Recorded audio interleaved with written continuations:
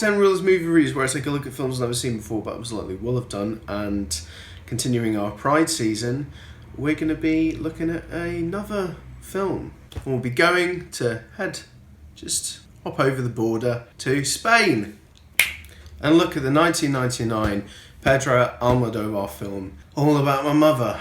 Almodovar has always been a filmmaker that has kind of eluded me. I've always thought that I would probably be a fan of their work, and it wasn't until 2020 when I finally saw a film of theirs, which was Pain and Glory. And I thought it was an excellent drama, and I realised, oh God, I need to be watching more of his stuff.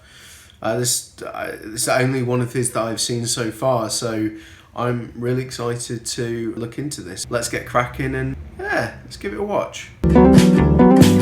We begin with a nurse from Argentina and their son, named Manuela and Esteban respectively, who live together in Madrid, but on his birthday, after seeing a performance of A Streetcar Named Desire at a local theatre, Esteban chases down one of the leads in the play, Uma, and in doing so is knocked down by a car and subsequently killed. After his death, she decides to go to Barcelona to try and find Esteban's father, who never knew of his existence. While searching, she bumps into an old trans friend of hers who's working as a sex worker named Agrado, and also meets a nun named Rosa, played by Penelope Cruz. Well, this wasn't really what I was expecting particularly.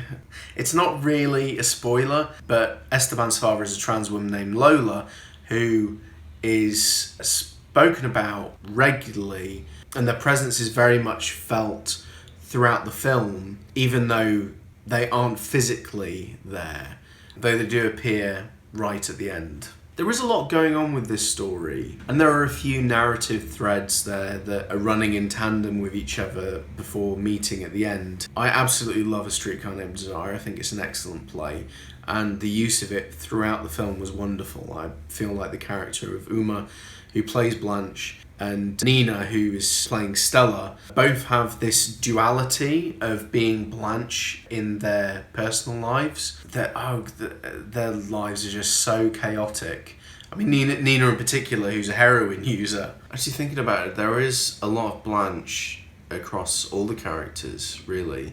I mean, Manuela is a compulsive liar, and you're not sure what exactly she says is legitimate or not. And then obviously Rosa is just like too caring and is taken advantage of quite a bit. Plus, I thought that Uma saying to Manuela that she's always depended on the kindness of strangers was a nice touch. I did like that even though Manuela speaks poorly of Lola and clearly thinks they're a bit of a shitty person, she never refers to her as a man. She's very respectful of Lola's gender identity, which for the 90s is pretty cool. And I'm also surprised a film like this won an Oscar for Best Foreign Language Film too, given that it's not the typical sort of Oscar baity stuff that they do go for, even if it is rather melodramatic. Agrado is my favourite character though. She's a trans sex worker and it's just so unapologetically herself. Every time she was on screen, I had this big grin on my face. Just her sassiness is truly endearing. Especially in the scene where she appears on stage telling her life story after the performance of Streetcar Named Desire is cancelled. And I should probably mention Penelope Cruz too, who doesn't have a huge role, but it's a significant one. I mean, she's pregnant with HIV after sleeping with Lola. And I just loved how non-judgmental Rosa was. She's just such a sweet character. And I felt warm and fuzzy whenever she was on screen. Much like Pain and Glory, the use of colour is bold and beautiful. And Almodovar really knows how to make a film look good. His direction here is excellent.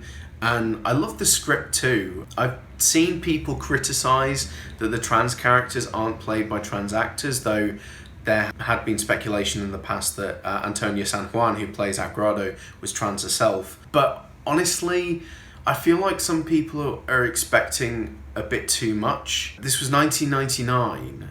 We still, to this day, have cis actors playing trans characters, so although it's less common now than it was, but it still does happen. So I think Almodovar could be given a bit of a break here, especially given how sensitive and empathetic the portrayal of the community was. This isn't Ace Ventura: Pet Detective. Even if Nina and the character who plays Stanley, can't remember his name off the top of my head, are obsessed with seeing Aguaro's dick, which made me cringe a little, but her reaction to it was just like pure exasperation. And people do act like this towards trans women in real life, so I don't think it was necessarily endorsing that behaviour, and also the depiction wasn't that much of a stretch. I'm gonna give this 9 out of 10. I thought this was absolutely terrific. I really, really enjoyed it. And I do need to watch the rest of Almodovar's back catalogue because there's so much stuff that, you know, I've heard is great. I will get to that at some stage, I am sure. Let me know what you thought of the film in the comments. You can follow me on Letterboxd. And don't forget to like, share and subscribe. Tell all your friends. Have a good day and take care.